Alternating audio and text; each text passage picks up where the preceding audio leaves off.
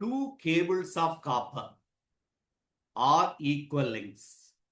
One of them has single wire area of cross section A.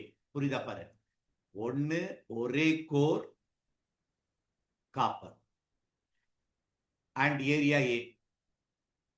Another one, while the other has 10 wires of cross sectional. அப்போ 10 cables. One சின்ன சின்ன cable, நல்ல கவனமா கவனிக்கணும். ஒவ்வொரு கேபிளுடைய ஏரியாவும் A/10. அப்ப மொத்த ஏரியா பார்த்தா அந்த 10 வச்சேன்னா ஏதானே வந்திருக்கும். Total area easy. இப்போ question, give their suitability for transporting AC and DC. AC கரண்ட்டை DC கரண்ட்டை எது நல்லா டிரான்ஸ்மிட் பண்ணும்? பார்க்குற கன்ஃபியூஷனா கொடுத்துருக்கான். ஏரியா சேம்னு. ஒவ்வொரு ஒயருடைய எங்க கரண்ட் ஃப்ளோ ஆகும்னா, current flows only on the surface. சர்ஃபேஸ்லாம் ஃப்ளோ ஆகும். Electron will flow only on the surface. அப்ப அது எதை டிபெண்ட் பண்ணும்? சர்க்கம்ஃபரன்ஸ். So 2 pi r. ஏன்றது ஏரியா, pi r square. இப்போ ஃபர்ஸ்ட் கேஸ்ல what is the circumference? R will be equal to a by pi root.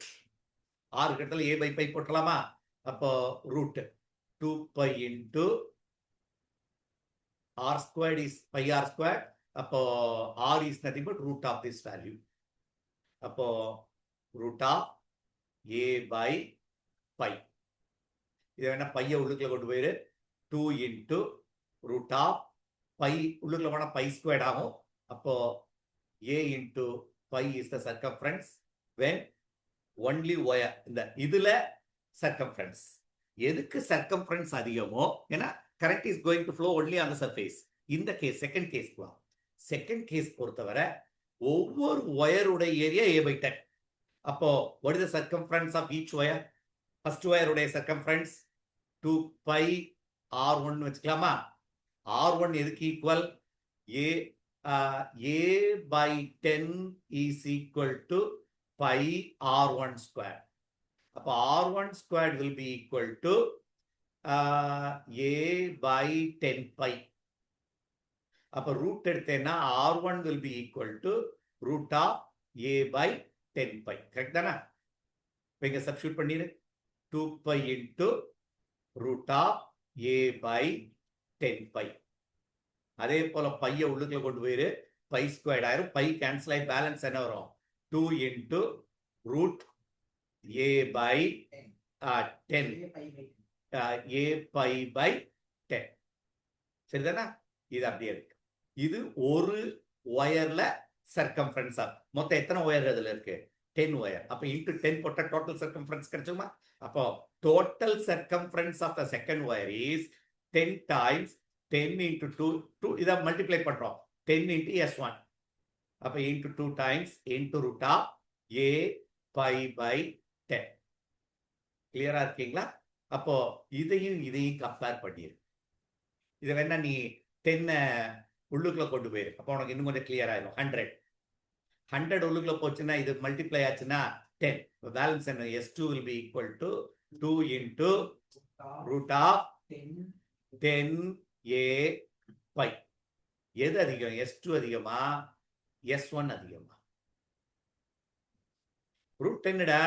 Root 10 இதுல உள்ளுக்குள்ள root 10 இல்ல. இது 3.3.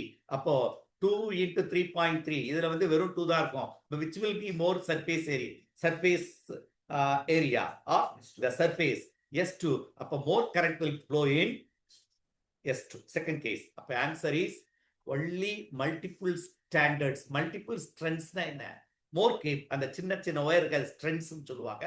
of AC either or DC is the answer. Multiple core இருக்க, இது கோர்ன்ற word use பண்ணுவாங்க, ஸ்ட்ரென்த்ஸ்ன்ற word use பண்ணுவாங்க.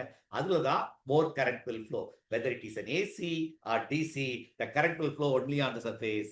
எதுக்கு சர்க்கம்ஃபரன்ஸ் அதிகமோ அதுக்கு தான் அதிக கரண்ட் போயிருக்கும். ஏன்னா current is going to flow only on the surface. அப்போ more suitable for only multiple strands for AC. அப்போ more number of strands 10 wire இருக்கு பாரு, அதுதான் அதிக கரண்ட் போகாது. That will be the correct. Only AC DC மாத்தி சொல்லியிருக்காங்க. Only single core கிடையாது, மாத்தி இருக்கு. Only single strengths of an AC no. First இதான். ஏசியா இருந்தாலும் சரி டிசியா இருந்தாலும் மல்டிபிள் கோர் எங்க இருக்கோ அதெல்லாம் அதிக கரெக்ட் போகும். மொத்த ஏரியா ஏன்னா even though all together area may be equal, but surface area நம்ம பார்க்கணும். சர்ஃபேஸ் ஏரியா கிரேட்டப்பா, எதுக்குதான் greater circumference of the circle, அதெல்லாம் கரெக்ட் போகுது. Surface area will be greater for this multi core multi strands, அதுல தான் அதிகம்.